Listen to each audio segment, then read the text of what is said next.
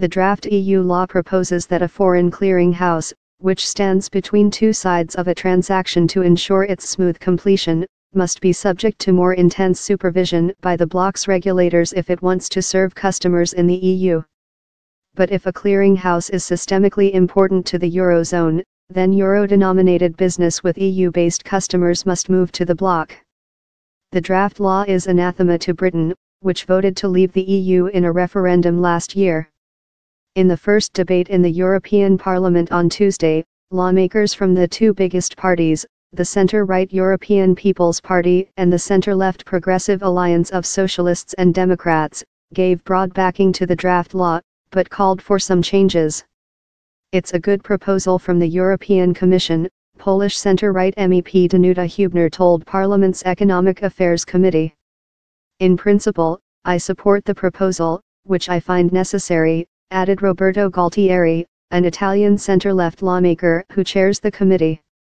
"That means LCH's European customers don't know at the moment if they can continue using the London clearer after Brexit. Exploit this uncertainty." Frankfurt-based Eurex unveiled a Brexit-proof package of sweeteners on Monday to woo LCH customers. Brexit protectionism. Hübner said parts of the draft law were too complex, creating uncertainty over how exactly EU regulators and the European Central Bank would decide when euro clearing conducted outside the bloc must move to the EU. "We have to do everything to avoid potential inconsistency in decision-making," Hübner said. "We must not politicize the whole process." Gualtieri said there was a need to upgrade EU supervision of clearing, but lawmakers should be very cautious, reflective, and in a listening mood given the potential consequences.